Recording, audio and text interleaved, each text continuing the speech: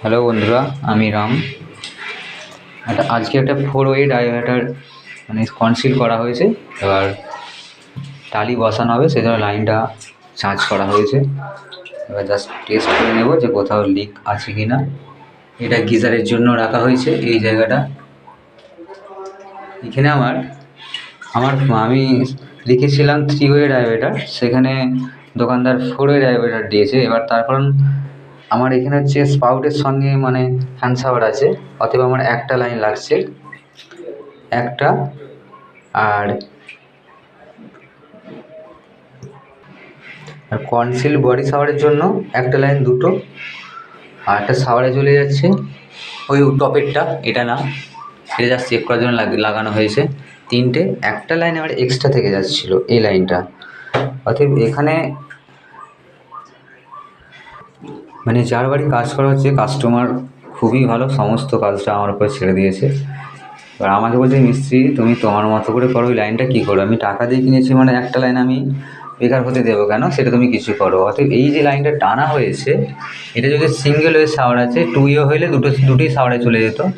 সেই জন্য এখন জাস্ট চেকের জন্য এটা লাগানো হয়েছে, এটা থাকবে না। এখানে একটা প্যানেল শাওয়ার থাকবে, লম্বা বারের মতো। এবার এখন আমরা লাইনটা চেক করে নেব, চলো। স্পাউট লাইন,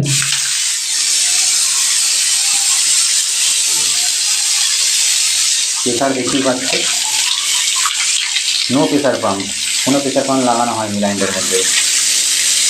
হ্যান্ড শাওয়ার,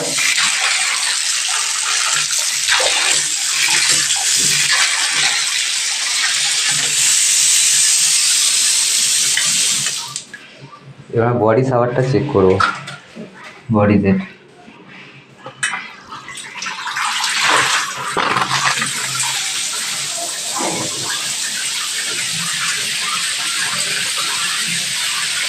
এগুলো পুরোপুরি এখন সেটিং হয়নি, এগুলো লাগানো হবে। জাস্ট এখন আমি প্রেসারটা কীরকম হবে সেগুলো সেটে করার জন্য লাগানো হয়েছে। এখানে একটা জিনিস বিরাট লক্ষ্য করার ব্যাপার আছে, সেটা হলো চারটে, কিন্তু আমি সাইড থেকে দেখাচ্ছি, চারটেই কিন্তু এখানে লাইনটা হয়তো প্রেসার দিকে আসবে যাচ্ছে। দেখতেই পাচ্ছে কতটা প্রেসার আছে। উপরে টপেরগুলোকেও দেখতে চান, অনেক প্রেসার আছে। 3 ফুট দূরে প্রায় এখান থেকে এখানে জল আসছে। এবার আমরা শাওয়ারের প্রেসারটা চেক করবো।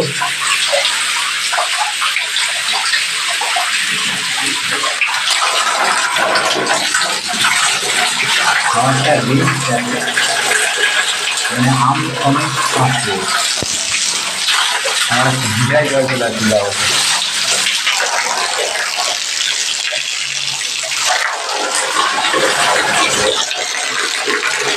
বুঝতেই পারছো ফ্রেন্ডস, জলের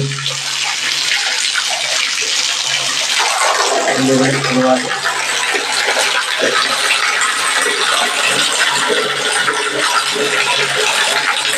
এই কমপ্লিট ভিডিও, টোটাল টালি বসানো হয়ে গেলে কমপ্লিট ভিডিও দেওয়া হবে।